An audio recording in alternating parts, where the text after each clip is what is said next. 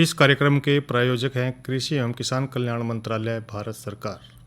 हर जोखिम से निकल कर फसल आए, सुरक्षित हो जाए। फसल बीमा से हर किसान अब आत्मनिर्भर हो जाए। संकट के समय प्रधानमंत्री फसल बीमा योजना किसानों के लिए वरदान है। अब सूखा पड़े या बाढ़ आ जाए, कोई डर नहीं। अब ओले पड़े या कीट पतंगे फसल खा जाए, कोई फिक्र नहीं, क्योंकि हमने लिया है प्रधानमंत्री फसल बीमा। बुआई से फसल कटाई तक हर जोखिम का दावा, न्यूनतम प्रीमियम पर अधिकतम भुगतान का वादा। योजना से हर साल जुड़ रहे हैं 5 करोड़ से ज्यादा किसान। अब आपकी है बारी। नजदीकी कृषि कार्यालय, सहकारी समिति, बैंक शाखा, अधिकृत बीमा कंपनी या जन सेवा केंद्र में स्वेच्छा से करा सकते हैं पंजीकरण। फसल बीमा पोर्टल या फसल बीमा ऐप द्वारा भी कराया जा सकता है पंजीकरण। प्रधानमंत्री फसल बीमा योजना, आपकी फसलों का संपूर्ण सुरक्षा कवच। कृषि एवं किसान कल्याण मंत्रालय, भारत सरकार। कार्यक्रम किसान वाणी सुनने वाले सब बहन भाइयों ने कृष्ण भाई की राम राम। किसान भाइयों, आज का जो किसान वाणी कार्यक्रम लेके आए हैं उसमें सबसे पहला जो चर्चा करेंगे वो करेंगे कि आजकल के दिनों में मुर्गियों की देखभाल के बारे में, और इसी के साथ साथ दूसरी चर्चा करेंगे फसलों का न्यूनतम समर्थन मूल्य का क्या महत्व रहेगा। तो किसान भाइयों, सबसे पहले चर्चा ले रहे हैं कि सर्दी के मौसम में यानी आजकल के दिनों में मुर्गियों की किस तरह की देखभाल करनी है। जो मुर्गियां हैं, देखो, गर्मी से बचाना और सर्दी से बचाना, और आजकल का जो मौसम है वो है सर्दी का। तो सर्दी के मौसम में पक्षियों खातर एक तो उपयुक्त भाई बढ़िया तरिया जो है ना, वो जो उनके जो घर हैं, शेड है जो हमने बना रखा है, उसमें गर्मी की व्यवस्था हमारा करनी बहुत ज़रूरी है। दूसरी चर्चा, एक बात और है इसमें कि गर्मी के मौसम में पक्षियों खातर एक तो जो ठंडा वातावरण है इसकी व्यवस्था यथाशक्ति इस तरह करनी है कि जिस तरह गर्मी आ जाए फिर तो भाई टाट कट्टे जितने भी हमने उसके अंदर लगा रखे हैं शेड में वो हटा देने हैं, लेकिन जो सर्दी का मौसम है उसमें हमने इनको लगाना है। और चाहे नमी ज़्यादा हो जाए तो भाई उसको कम करना है, और मुर्गी घरों के अंदर हवा आने जाने की पूरी व्यवस्था हमने रखनी है, ताकि जो कार्बन डाइऑक्साइड है या अमोनिया है और गर्मी का जो बराबर है निकास होता रहना चाहिए। और मुर्गी घरों में जो जिस तरह के गर्दा है, कूड़ा कबाड़ है, उसको टाइम टाइम पर भाई उसकी साफ़ सफाई कर दे रहे हैं, उसको हटा दे रहे हैं। जिस तरह के आजकल का जो मौसम है सर्दी का चल रहा है, तो सर्दी के मौसम में जब तापमान बहुत ज़्यादा कम हो रहा है तो मुर्गियों को जो अंडा देने का जो उत्पादन है उनका वो घट जाएगा। और मुर्गियों में जो सामान्य तापमान है भाई वो 60 से लेकर 65 डिग्री फ़ारेनहाइट तक होना चाहिए। और जिस तरह की सर्दी बढ़ जाए तो मुर्गी घरों के तापमान भी घट जाए। और मुर्गी के शरीर का जो सामान्य तापमान है गर्मी और सर्दी के मौसम में भाई 160 डिग्री फ़ारेनहाइट यानी कि 41.7 डिग्री सेल्सियस रहना चाहिए। जैविक क्रिया की बात करें तो मुर्गी के अंदर जिस तरह तापमान भाई ज़्यादा उत्पन्न होता रहता है, क्योंकि जैविक क्रिया है इनकी अपनी, तो उस टाइम जो है ना जो सामान्य तापमान है उनके अंदर वो बने रहना चाहिए।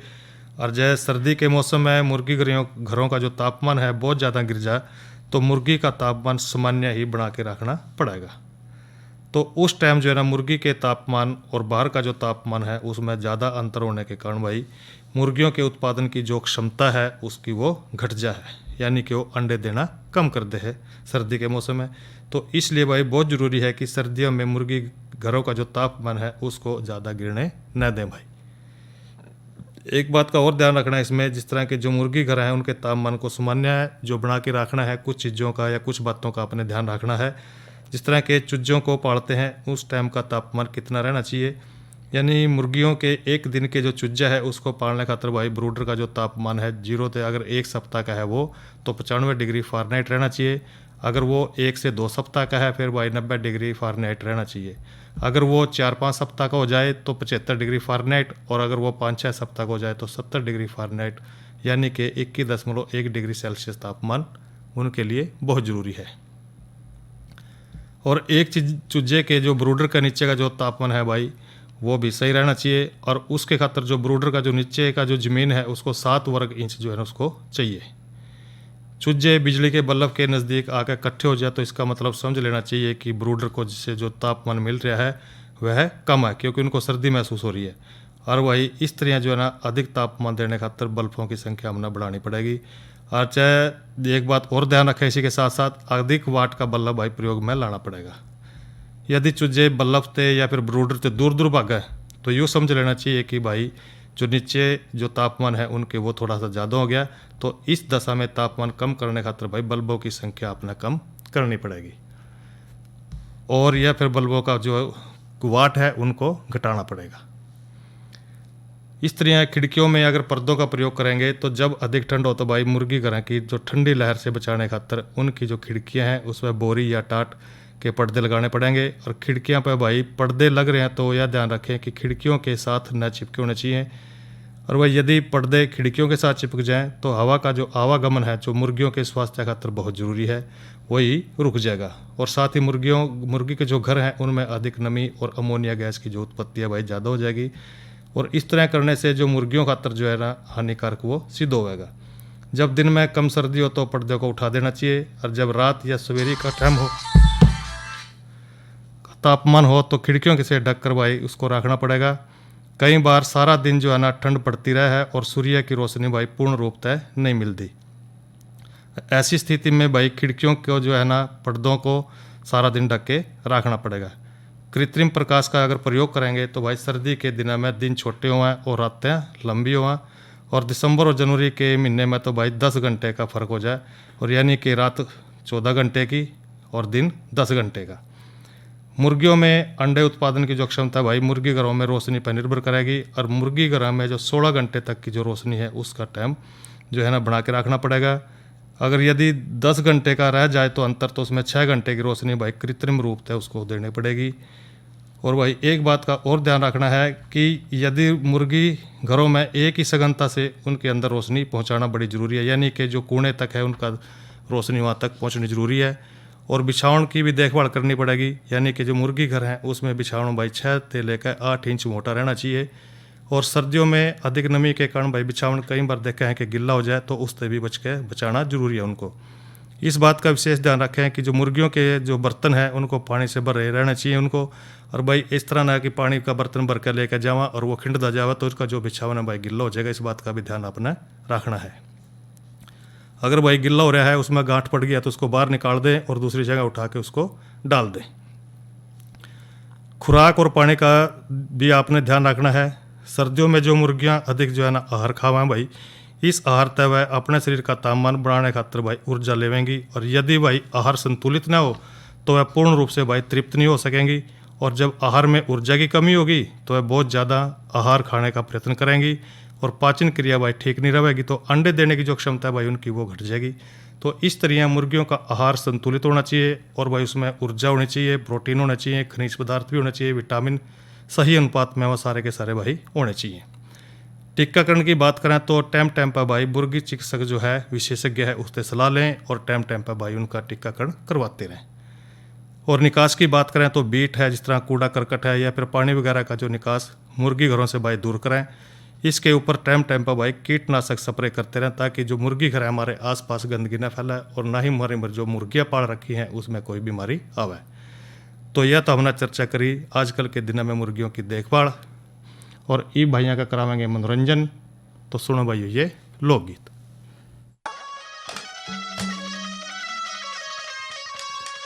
बॉस इस साड़ी ला दे हो जिसकी चमक निराली, बॉस इस साड़ी ला दे हो जिसकी चमक निराली, बॉस इस साड़ी ला दे हो जिसकी चमक निराली, बॉस इस साड़ी ला दे हो जिसकी चमक निराली।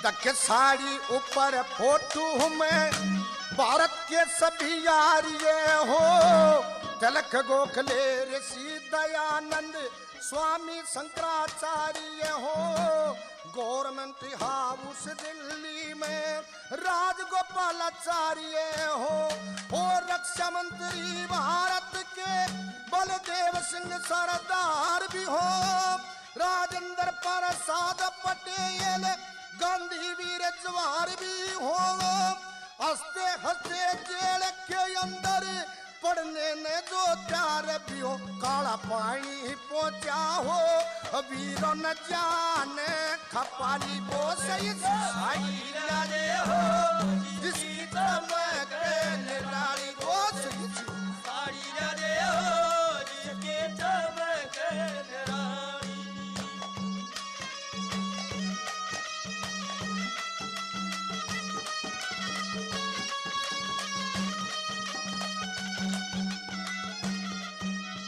तक चंद्रशेखर आजाद का फोटो ऋषि बिहारी बोस भी हो, लाला लाजपत राय लाहौर में पिटता हुआ मेरे दोस्त भी हो, राजगुरु सुखदेव बिस्मिल मरते हुए मैं जोश भी हो, ओ जलिया वाले बाग का जलसा डायर फायर करता हो, उसका बदला लेने लंदन में शेर भी फिरता हो, उधम सिंह की गोली से लंदन में डायर मरता हो, डायर मारा अब मरा ना बार गया खाली वो सही साड़ी डायर हो, जिसकी चमक निराली साड़ी डायर हो, जिसकी चमक निराली।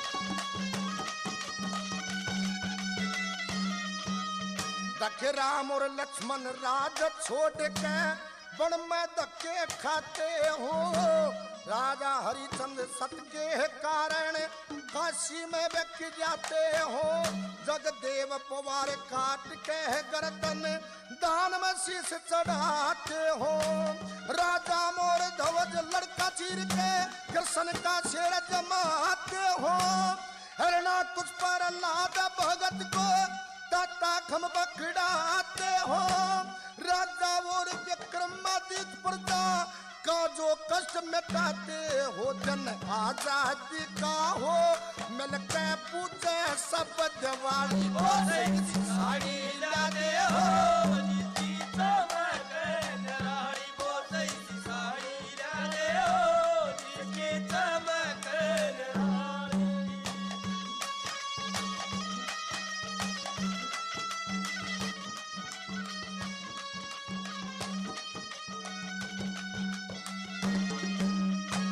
रामायण महाभारत और गीता धार्मिक इतिहास भी हो, आजादी आती दिख और गुलामी का नाश भी हो, लाल किले पे तिरंगा झंडा सामने खड़ा सुभाष भी हो, कहे जाट मेरे संग नो कहे गुरु लक्ष्मी चंद्र मंगी में हो, किसानों का सच्चा सेवक सर छोटू राम भी संग में होगा, भारत माँ का बच्चा बच्चा आजादी की दंग में, भारत के नक्शे में दिखे हारी और पारी बोसे जिसके चमक निराली बोसे साड़ी राजे हो, जिसकी चमक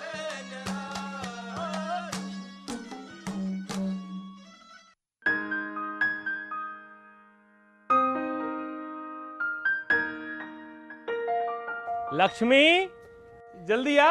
आई रसोई में थी। कोई खास बात है क्या? क्या हो गया? मुंह मीठा कर, मिठाई खा। किस खुशी में? क्या हो गया बताओ ना। अरे सुनेगी तो तू भी खुश हो उठेगी। तो बताओ ना जल्दी। अरे वो हमारी टमाटर की पूरी फसल बिक गई और वो भी अच्छे दामों पर, बयाना भी मिल गया। मुझे मूर्ख समझे हो क्या? अभी तो फसल बोई भी नहीं और बिक भी गई। बना रहे हो मुझे? ना ना, अरे बनाने वाली कोई बात नहीं है, सच्ची। अरे वो टमाटर से सॉस केचप बनाने वाली कंपनी है ना, उन्होंने करार कर लिया है। अभी समझौते पर दस्तखत करके आ रहा हूँ। इसका मतलब क्या हुआ? तू बैठ यहीं, सब समझाता हूँ। भारत सरकार किसानों के कल्याण और सन 2022 तक उनकी आमदनी दुगनी करने के लिए कृत संकल्प है। अनेक नई नीतियों और योजनाओं से किसान आत्मनिर्भर हो रहे हैं, परंतु किसानों के सामने आज भी कुछ चुनौतियां मौजूद हैं, जैसे निरंतर सिकुड़ता जोत आकार, मौसम और प्राकृतिक आपदाओं से जुड़े जोखिम और बाजार में आकस्मिक उतार चढ़ाव। कोविड-19 वैश्विक महामारी ने इन चुनौतियों को और भी गहरा कर दिया है। भारत सरकार ने तुरंत प्रभाव से कृषक सशक्तिकरण और संरक्षण कीमत आश्वासन और कृषि सेवा पर करार अध्यादेश 2020 लागू किया, जो अब एक अधिनियम का रूप ले चुका है। अब किसान के पास अनेक विकल्प है। अगर वो अपने खेत में ही अपनी उपज का सौदा करना चाहे तो वो कर सकता है, या फिर सीधे वेयर हाउस से इनाम से जुड़े व्यापारियों और संस्थानों को जो भी उसको ज्यादा दाम देता है उसके साथ फसल का सौदा किसान कर सकता है। इस अधिनियम के अनुसार अब किसान उपज से खाद्य उत्पाद बनाने वाले प्रोसेसर्स, व्यावसायिक कंपनियों, थोक और फुटकर विक्रेताओं और निर्यातकों आदि से कृषि उपज की बिक्री के लिए सीधे करार या व्यावसायिक समझौता कर सकेंगे। ये करार फसल की बुआई से पहले भी हो सकता है। उपज की बिक्री का करार हो जाने के बाद किसानों को निर्धारित दाम पाने की गारंटी मिलेगी। उन्हें करार में बांधा नहीं जा सकेगा। वे बिना किसी पेनल्टी के करार से निकलने को स्वतंत्र होंगे। करार सिर्फ किसानों की फसलों का होगा, जमीन का नहीं। इसलिए जमीन की बिक्री, लीज और उसे गिरवी रखना पूरी तरह से मना है। आवश्यक कृषि आदानों यानी इनपुट्स उपलब्ध कराने की जिम्मेदारी करार करने वाले व्यक्ति या संस्थान की होगी। करार करने वाले व्यक्ति या संस्थान द्वारा उपयुक्त कृषि मशीनरी तथा उपकरण की व्यवस्था की जाएगी। समय समय पर किसान को तकनीकी मार्गनिर्देशन और सलाह उपलब्ध कराई जाएगी और फसल के जोखिम की पूरी या आंशिक जिम्मेदारी उठानी होगी। अधिनियम के अनुसार फसल की भली प्रकार से देखरेख, तुड़ाई या कटाई की जिम्मेदारी किसान की होगी। फसल उत्पादन के दौरान फसल पर किसान का मालिकाना हक बना रहेगा। फसल का बीमा कराया जाएगा और आवश्यकता होने पर किसान वित्तीय संस्थानों से ऋण भी ले सकेंगे। इस अधिनियम से कृषि उपज की गुणवत्ता में सुधार होगा, जिससे उत्पाद भी उन्नत स्तर के बनाए जा सकेंगे, जो विश्व बाजार के मानकों पर खरे उतरेंगे। एक सप्लाई चेन विकसित होगी, जो भारतीय कृषि और किसानों की विश्व बाजार में पैठ बनाने में सहायक होगी। बड़े कॉरपोरेट के साथ मिलकर कई राज्यों के किसान सफलतापूर्वक गन्ने, कपास, चाय, कॉफी जैसे उत्पाद प्रोड्यूस कर रहे हैं। मौसम के जोखिम और बाजार के उतार चढ़ाव से सुरक्षा के कारण इस अधिनियम ने किसानों के लिए नई संभावनाओं और नई आशाओं के द्वार खोल दिए हैं। अधिनियम ने भारतीय किसानों की समृद्धि का मार्ग प्रशस्त किया है। अच्छा, ले अब तो मुंह मीठा कर। आत्मनिर्भर किसान, आत्मनिर्भर भारत।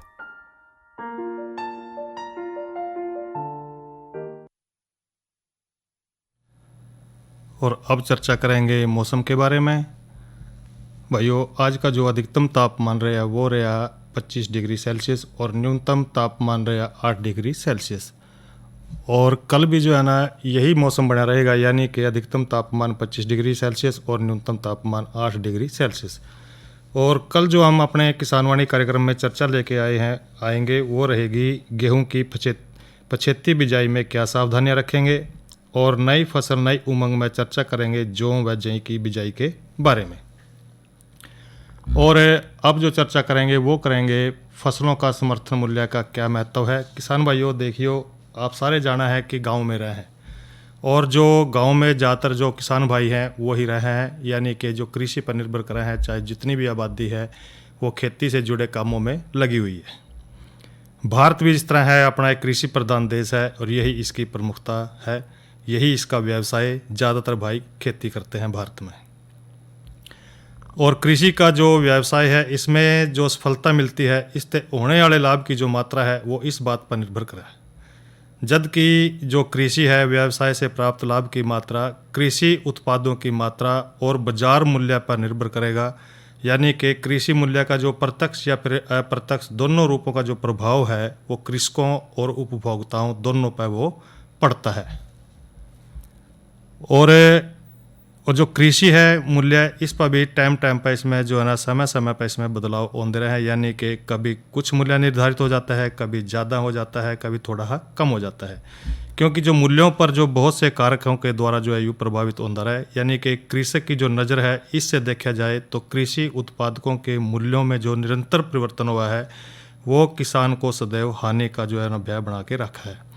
क्यों? कृषि मूल्य में जो अनिश्चितता के कारण जो है ना अक्सर किसान भूमि के जो स्थायी विकास है या फिर भूमि के सुधार है इस पर जो है ना वो दीर्घकालीन जो है ना पूंजी लगाने से डरा है, क्योंकि उस पूंजी का जो है ना उचित प्रतिफल भाई मिलने की कोई गारंटी नहीं होती। और किसानों को जो है ना कृषि उपज का उचित मूल्य दिलाने या फिर किसानों से जो है ना कृषि कार्य है इनसे भय मुक्त जो है ना करने खातर अधिक पूंजी लगाना है और कृषि उपज है इसको भी बढ़ाने का प्रोत्साहन जो है ना सरकार समय समय पर बुआई से पहला ही जो फसल है उनकी उपज का एक उचित मूल्य की घोषणा कराए और जिससे हम जो है ना फसलों का समर्थन मूल्य कमाएं। कई बार देखा है कि सरकार जो है ना 25 ऐसी फसलें हैं जिनके अधिक फसलों का जो है ना समर्थन मूल्य सरकार देवा है। अनाज वाली फसलें की बात करना था जिस तरह गेहूं है, धान है, जौ, मक्का, ज्वार, बाजरा और जई है। तेल वाली फसलों की बात करें तो उसमें सरसों है, मूंगफली है, सोयाबीन है, सूरजमुखी है, शीर्षम है भाई। इस तरह जो है ना वो तेल वाली फसलें हैं। और दाल वाली फसलों की बात करें तो अरहर है और चना है, मूंग है, उड़द है और मसूर है। और व्यापारिक फसलों में भाई गन्ना, कच्ची जो कपास है यानी कि आप जिसने आप खेत में सीधे ही तोड़ के घर में लेके आवा है कपास, और जूट है और गरी। तो इस तरह जो है ना ये कुछ फसलें हैं भाई। और न्यूनतम समर्थन मूल्य के देखो फ़ायदे भी हैं। इसका सबसे बड़ा फ़ायदा ये है कि जो न्यूनतम समर्थन मूल्य है इसकी घोषणा तक तो किसानों को जो उनकी उपज का भाई उचित जो दाम है वो मिल जाए। दूसरा भाई न्यूनतम समर्थन मूल्य की जो घोषणा है इससे किसानों को बिचौलिए हैं जो उनकी इससे सुरक्षा प्रदान हुआ और कृषि उत्पादन को बढ़ावा मिला। किसान निश्चिंत होकर भाई अपनी फसल का जो है ना वो उत्पादन करा है, यानी कि अपनी फसल में वो अच्छी बोवेंगे तो अच्छा मुनाफा वो कमावेंगे। और न्यूनतम समर्थन मूल्य की जो घोषणा है इससे जो खाद्यान्न है और जो दूसरी फसलें हैं इनका मूल्य बाजार में भाई स्थिर बना रहेगा। और न्यूनतम समर्थन मूल्य भाई नई तकनीक को किसानों से जो है ना किसानों में लोकप्रिय बनाने खातिर बहुत महत्वपूर्ण भूमिका वो निभावा है। न्यूनतम समर्थन मूल्य भाई कृषि की जो व्यापार शर्तें हैं उनको उचित स्तर पर बनाकर रखा है, इसमें भी वो सहायता पूरी करता है। जो न्यूनतम समर्थन मूल्य है वो सबसे ज़्यादा इसलिए लाभकारी है भाई किसानों को तब हुआ है जब बम्पर उत्पादन समेत जो दूसरी वजह से बाजार में उनके फसलों के दाम में भारी गिरावट आने की संभावना बन जाए। तो ऐसे मौके पर जो सरकार है किसानों से भाई जो वंचित मूल्य है इन पर जो है ना वो फसल खरीदती रहे। देखियो जो किसान भाइयों के लिए ज़रूरी ये भी है कि जो सरकार चाह है कि भाई किसानों के जो 2022 तक किसानों की जो आमदनी है उसको भाई दुगना कर दें। तो सरकार तो देखो किसान भाइयों पूरे जोर ला रही है कि इस तरह जो किसानों के जो भाव है उनको हर साल जो है ना उसमें थोड़ी बहुत वृद्धि करती रहे। और इसी तरह जो पोषण आवश्यकता है उसके बदले आहार शैली को देखते हुए जो है ना दलहन है, तिलहन है, इनके उत्पादन में भाई आत्मनिर्भर बनाने खातिर भाई सरकार पूरे जोर लगावा है। और जो इनके न्यूनतम समर्थन मूल्य की बात करें तो जिस तरह के गेहूं है भाई इसका जो है ना 2020-21 खातिर इसका न्यूनतम समर्थन मूल्य 1975 किया है। जो जौ है इसका न्यूनतम समर्थन मूल्य भाई 1600 रुपये किया है। और जो चना है इसका भी जो समर्थन मूल्य है वो भी भाई 5100 रुपये कर दिया है। पहला भाई ये 4875 रुपये था, तो इसमें 225 रुपये की भाई न्यूनतम समर्थन मूल्य में इसके में बढ़ोतरी कर दी है। इसी तरह जो मसूर है इसका भाव भी पहला 48 रुपये था जो अभी 5100 रुपये कर दिया, तो इसमें भी भाई 300 रुपये की बढ़ोतरी होगी। रैप सीड या फिर सरसों की बात कर लें तो इसमें भी भाई 4425 रुपये पहला इसका भाव था और जो अब 4650 रुपये भाई इसका भाव हो गया, यानी कि 225 रुपये की बढ़ोतरी भी इसमें होगी। कुसुम है भाई, तो पहला जो रेट था इसका वो था 5215 रुपये, जो अब जो है ना 5327 रुपये हो गया। तो इसमें जो है ना सारे भुगतान करी लागतें शामिल करा सरकार, जिस तरह के किराया भाई, मानव जो श्रम है, मशीन का श्रम है, पट्टे भूमि है, जितना भी उसने 1 ग्राम भाई वो ठेके पे ले रखे, सारे किराए भाड़े जोड़ के, बीज खाद सारे पानी धानी सब जोड़ के भाई उसमें जो है ना वो न्यूनतम समर्थन मूल्य जो सरकार है वो निर्धारित कर दी रहा है। तो इस तरह जो न्यूनतम समर्थन मूल्य है उसका जो फ़ायदा है भाई किसान भाइयों को वो मिलता रहा है। और कई बार ये भी देखने में आया कि जो न्यूनतम समर्थन मूल्य है इसकी जो नींव रखी गई थी सरकार द्वारा वो 1965 में रखी थी, यानी कि जब कृषि लागत और मूल्य आयोग की स्थापना हुई थी तो उस टाइम भाई ज़्यादातर देखने में यह आवे थी कि जो गेहूँ है ना इसका ही न्यूनतम समर्थन मूल्य सरकार घोषणा करे थी इसका। फिर वही सारे किसान भाइयों ने मिलकर जो है ना गेहूँ की बम्पर उत्पादन कराया और जिससे जो है ना गेहूँ की मात्रा भाई देश में काफ़ी होगी। लेकिन भाइयों इसके साथ साथ जिस तरह के अब देखने भी जावा है कि बाजार में जो दालें हैं उनके भाव भाई दिन प्रतिदिन वो बढ़ते रहे हैं। तो किसान भाई अगर भाई दालों का ज़्यादा उत्पादन करेंगे तो ज़्यादा से ज़्यादा भाई वो मुनाफा ले सकेंगे। अगर उन भाइयों को लिए भी है जिस तरह के जो खेती बाड़ी करते हैं, कई बार देखे हैं कि गेहूँ और जीरी के ऊपर ज़्यादा जोर लगा के रखा है, तो इस तरह अगर किसान भाई इसके साथ साथ दलहनी फसलें करेंगे, तिलहनी करेंगे और व्यापारिक फसलों की खेती करेंगे तो वो ज़्यादा से ज़्यादा भाई अच्छा मुनाफा वो कमा सका है। तो ये तो चर्चा करी हमने न्यूनतम समर्थन मूल्य के महत्व के बारे में। तो इसके साथ ही भाई जो किसानवाणी कार्यक्रम है संपन्न होता है। तो किसान कृष्ण भाई ने देव इजाज़त। अच्छा भाइयों, राम राम। इधर इधर इधर हम बोल रहे हैं तेरे बीजू का उतला बोल रहा है? हाँ, पक्षियों से तो हम खेत को बचा लेते हैं, पर इन घातक रसायनों से कैसे बचाएं? मतलब? देख बेटा, तू जो ये अंधाधुंध रसायन मिलाता है ना, मिट्टी की सेहत बिगड़ने लगी है और जब माटी ही कमजोर पड़ जाएगी तो उपज कैसे सेहतमंद होगी? हाँ? अरे पहले ऐसा नहीं था, पूछना अपने बड़े बुजुर्गों से, कैसे फसल लहलहाती थी, शुद्धता झलकती थी। हाँ, माटी भी तंदुरुस्त और लोग भी। अरे अब पहली वाली बात कहाँ? पर अब तो सब यही डाले हैं। सब नहीं, आज भी लाखों जागरूक किसान परंपरागत विधि से फसल उगा रहे हैं। खर्चा कम और उपज की कीमत भी बेहतर पा रहे हैं। सच है? रे बेटे, एक्सपीरियंस से बता रहे हैं, धूप में बाल सफेद नहीं किए हैं। हाँ। ठीक है भाई, मैं भी आज से जैविक खेती शुरू करूंगा। माटी से प्रेम की परंपरा है, परंपरागत खेती। इस कार्यक्रम के प्रायोजक थे कृषि एवं किसान कल्याण मंत्रालय, भारत सरकार।